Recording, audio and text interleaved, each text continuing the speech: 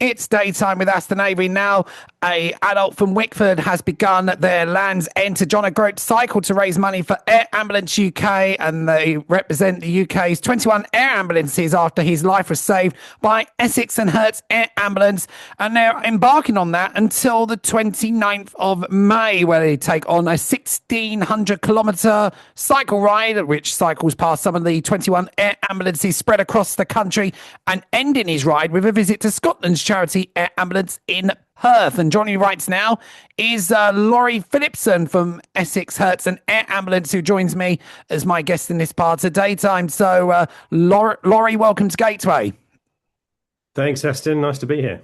Great to have you on today, Laurie. So obviously it's great to see that local adults in the name of Glenn Hickman actually cycling across to John O'Groats there from Land's End as well, and visiting 21 air ambulances across the country as well after his life was saved by you yourselves, of course, the Essex and Herts ambulance there. What an achievement he's going to be doing as well when he's taking part in. Absolutely. Yeah, Glenn is an absolute star. Obviously, he knows firsthand what it's like to be a patient and suffer a significant head injury. And consequently, he was in a coma for quite some time after his accident. But it's very admirable what he's doing for us, and he's giving back by undertaking this significant distance on a bike. And we're very grateful to him for it, just to raise the profile, help us raise funds. And yeah, we're wishing him every success. I've managed to keep up with his travels. He cycled 100 kilometers yesterday. He's done a fairly short one today, relatively speaking. He's just done 67 kilometers today, and he's in the Cheddar region, just exiting Devon and heading into Somerset. So yeah, we're fully behind his efforts, and we're very grateful to him. And especially as well when you look at it as well, because obviously 5 years ago, nearly half a decade there, obviously because he's cycling, he had that serious cycling accident just a mile from his home that left him fighting for his life there. And of course, there, obviously, if it hadn't been for yourselves to actually been on the scene at the right points there at the right time, of course, there, he wouldn't live to tell the tale and obviously do what he's doing for yous right now. That's right. As is often the case in these sort of incidents, it's a team effort that comes together to create a positive outcome. In Glenn's case, and so as soon as somebody dials 999, we've got the ambulance service involved. They're sending out their ambulance crews and their paramedics and managers, and then we supplement the care that they provide with some additional sort of interventions and therapies that generally you only find in the hospital. And the combination of those things on this occasion has been very beneficial to Glenn, and he's made a miraculous recovery.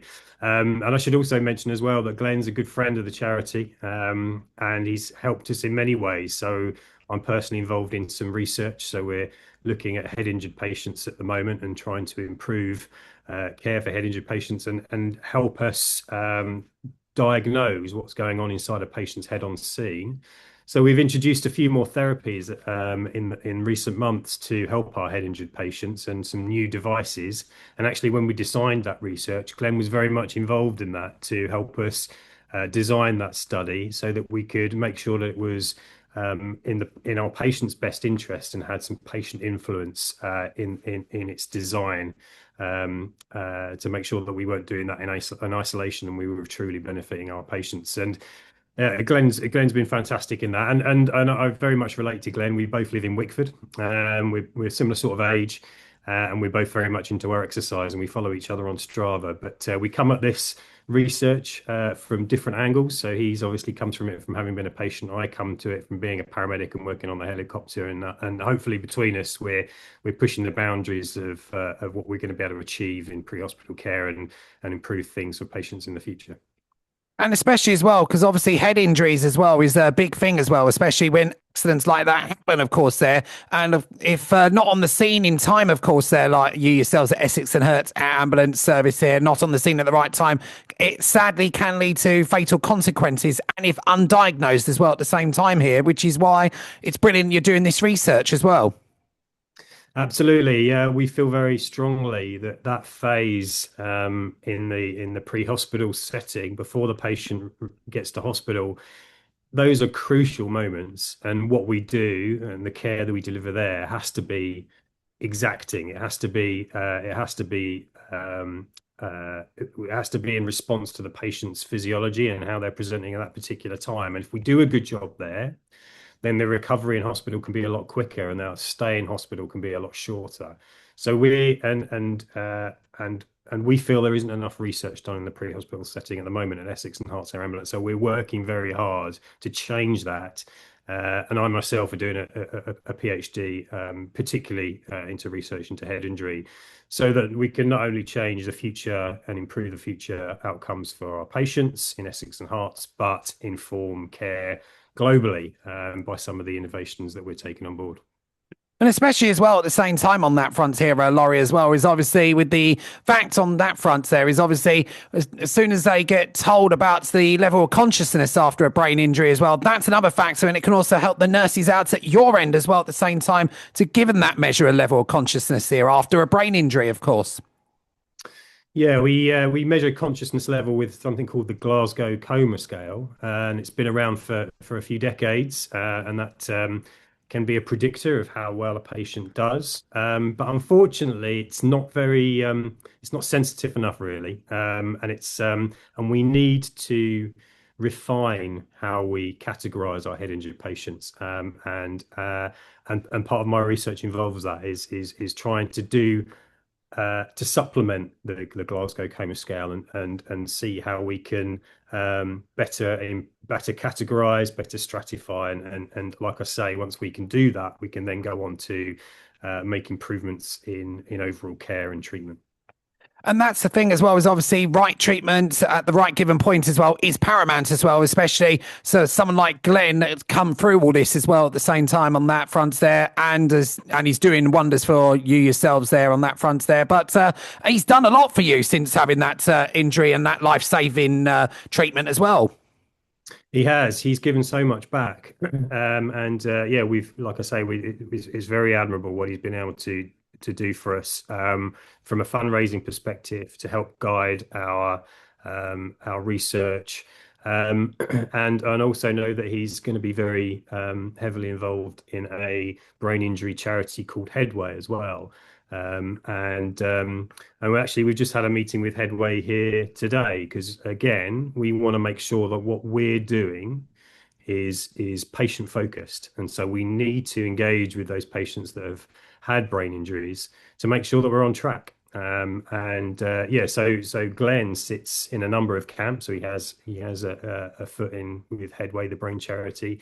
He's obviously a patient with lived experience of a brain injury, and he also sits with us as well and has a lot of engagement for us. So yeah, a remarkable character, and we've got a lot of respect for Glenn, and obviously on this particular cycle ride, we're wishing him lots of luck, and essentially the whole charity is on his saddle, helping him push his way from Land's End to John O'Groats. And also having that meeting with a Headway there, will that help you down the line as well as like charities like Headway to actually understand about and raise awareness for brain injuries as well? Absolutely. The coming together of those two charities can only be for the benefit of patients in the future. We need that symbiosis with all of our patient groups, and head injury in particular. So yeah, we've chatted today with Tom, the CEO of Headway Essex, and some of his colleagues about how we can work together in the future, and again shape more of our research to come, and look at what it is that we need to do next. So, Laurie, how can our listeners find out more about Glenn's fundraiser, but also at the same time find out more about Essex and Herts Air Ambulance as well, and also get in touch if they've got problems as well, medically as well as physically as well at the same time?